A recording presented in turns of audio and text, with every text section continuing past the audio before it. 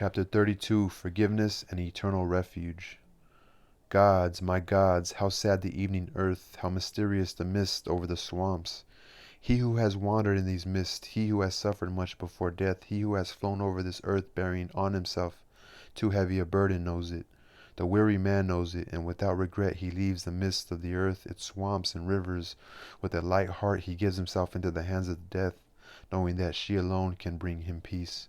The magical black steeds also became tired and carried their riders slowly. An ineluctable night began to overtake them. Sensing it at his back, even the irrepressible behemoth quieted down, and his claws sunk into the saddle, flew silent and serious, puffing up his tail.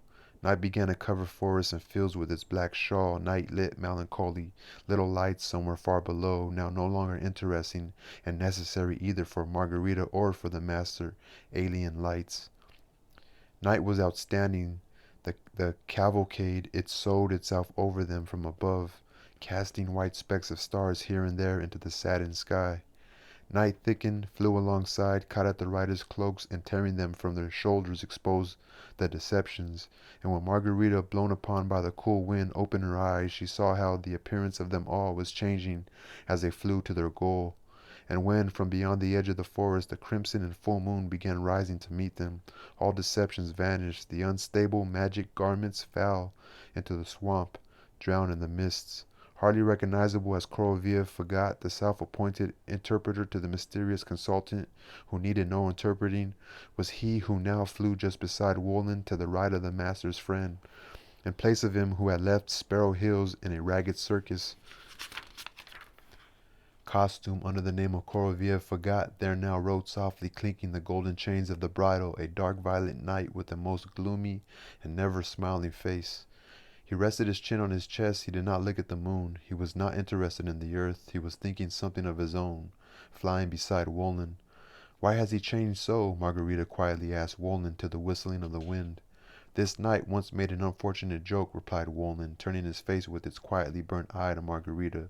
The pun he thought up in a discussion about light and darkness was not altogether good, and after that the knight had to go on joking a bit more and longer than he supposed.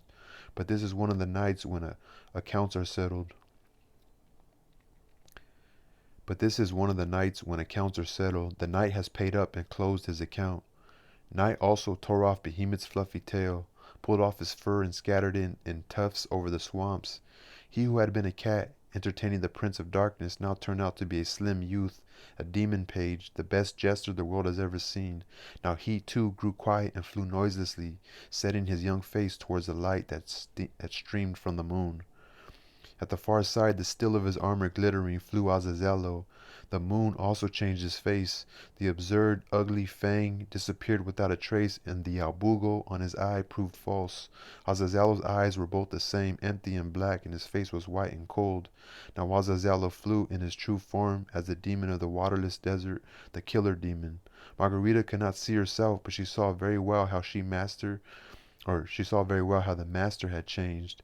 His hair was now white in the moonlight and gathered behind in a braid, and it flew on the wind. When the wind blew the cloak away from the master's legs, Margarita saw the stars of spurs on his jackboots, now going out, now lighting up. Like the demon youth, the master flew with his eyes fixed on the moon, yet smiling to it as to a close and beloved friend, and from a habit acquired in room number 118, murmuring something to himself. And finally Wolin also flew in his true guise. Margarita could not have said what his horse's bridle was made of, but thought it might be chains of moonlight, and the horse itself was a mass of darkness, and the horse's mane a storm cloud, and the rider's spurs the white flecks of stars. Thus they flew in silence for a long time, until the place itself began to change below. The melancholy forest drowned in earthly darkness, and drew with them the dim blades of the rivers. Boulders appeared and began to gleam below, with black gaps between them where the moonlight did not penetrate. Wolin reined in his horse on a stony, joyless, flat summit, and the riders then proceeded at a walk, listening to the crunch of flint and stone under the horse's shoes. Moonlight flooded the platform greenly and brightly, and soon Margarita made out an armchair in this deserted place, and in it the white figure of a seated man. Possibly the seated man was deaf, or else too sunk in his own thoughts. He did not hear the stony earth shudder under the horse's weight, and the riders approached him without disturbing him. The moon helped Margarita well. It shone better than the best electric lantern, and Margarita saw that the seated man, whose eyes seemed blind, rubbed his hands fitfully and peered with those same unseen eyes at the disk of the moon. Now Margarita saw that beside the heavy stone chair on which sparks glittered in the moonlight lay a dark, huge, sharp-eared dog, and like its master it gazed anxiously at the moon. Pieces of a broken jug were scattered by the seated man's feet, and an undrying black-red puddle spread there. The riders stopped their horses. "Your novel has been read," Wolin began, turning to the master, "and the only thing said about it was that unfortunately it is not finished. So then, I wanted to show you your hero. For about 2,000 years he has been sitting on this platform and sleeping. But when the full moon comes, as you see, he suffers from insomnia. It torments not only him, but also his faithful guardian, the dog. If it is true that cowardice is the most grievous vice, then the dog at least is not guilty of it. Storms were the only thing the brave dog feared. Well, he who loves must share the lot of the one he loves." "What is he saying?" asked Margarita, and her perfectly calm face clouded over with compassion. "He says one and the same thing," Wolin replied. "He says that even the moon gives him no peace, and that his is a bad job. That is what he always says when he is not asleep. And when he sleeps, he dreams one and the same thing. There is a path of moonlight, and he wants to walk down it and talk with the prisoner Hanazri, because, as he insists, he never finished what he was saying that time, long ago on the 14th day of the spring month of Nisan.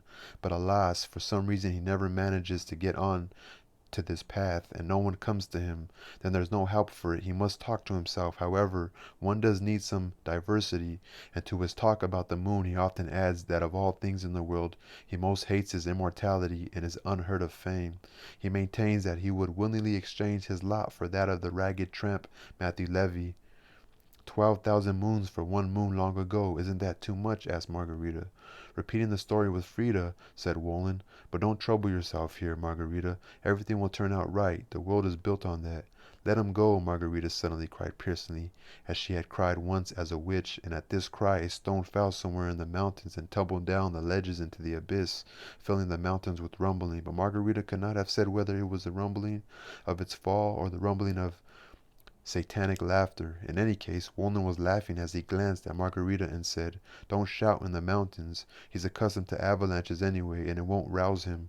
You don't need to ask for him, Margarita, because the one he so yearns to talk with has already asked for him." Here Wolin turned to the master and said, "Well, now you can finish your novel with one phrase."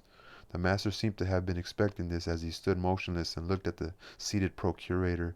He cupped his hands to his mouth and cried out so that the echo leaped over the unpeopled and unforested mountains. "You're free, you're free, he's waiting for you."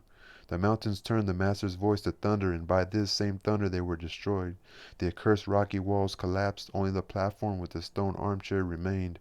Over the black abyss into which the walls had gone, a boundless city lit up, dominated by gleaming idols above a garden grown luxuriously over many thousands of moons. The path of moonlight so long awaited by the procurator stretched right to this garden, and the first to rush down it was a sharp-eared dog. The man in the white cloak with blood-red lining rose from the armchair and shouted something in a hoarse, cracked voice. It was impossible to tell whether he was weeping or laughing, or what he shouted. It could only be seen that following his faithful guardian, he too rushed headlong down the path of moonlight. "I'm to follow him there?" the master asked anxiously, holding the bridle. "No," replied Wolin. "Why run after what is already finished?" "There, then?" the master asked, turning and pointing back where the recently abandoned city with the gingerbread towers of its convent, with the sun broken to smithereens in its windows, now wove itself behind them. "Not there either," replied Wolin, and his voice thickened and flowed over the rocks. "Romantic master, he whom the hero you invented and have just set free so yearns to see, has read your novel." Here Wolin turned to Margarita. "Margarita Nikolaevna, it is impossible not to believe that you have tried to think up the best future for the master. But really, what I am offering you, and what Yeshua has asked for you, is better still. Leave them to each other," Wolin said, leaning towards the master's saddle from his own, pointing to where the procurator had gone. "Let's not interfere with them, and maybe they'll still arrive at something." Here Wolin waved his arm in the direction of Yeshalem and went out. "And there, too," Wolin pointed behind him. "What are you going to do in the little basement?" Here the sun broken up and the glass went out. "Why," Wolin went on persuasively and gently. "Oh, thrice romantic master, can it be that you don't want to go strolling with your friend in the daytime under cherry trees just coming into bloom, and in the evening listen to Schubert's music? Can it be that you won't like riding with a goose quill by candlelight? Can it be that you don't want to sit over a retort like Faust, in hopes that you'll succeed in forming a new homunculus? There, the house and the old servant are already waiting for you. The candles are already burning, and soon they will go out, because you will immediately meet the dawn. Down this path, master, this one. Farewell, it's time for me to go." "Farewell, Margarita and the master," answered Wolin in one cry. Then the black Wolin, heedless of any road, threw himself into a gap, and his retinue noisily hurtled down after him. There were no rocks, no platform, no path of moonlight, no Yerushalayim around. The black steeds also vanished. The master and Margarita saw the promised dawn. It began straight away. Immediately after the midnight moon, the master walked with his friend in the brilliance of the first rays of the morning over a mossy little stone bridge. They crossed it. The faithful lovers left the stream behind and walked down the sandy path.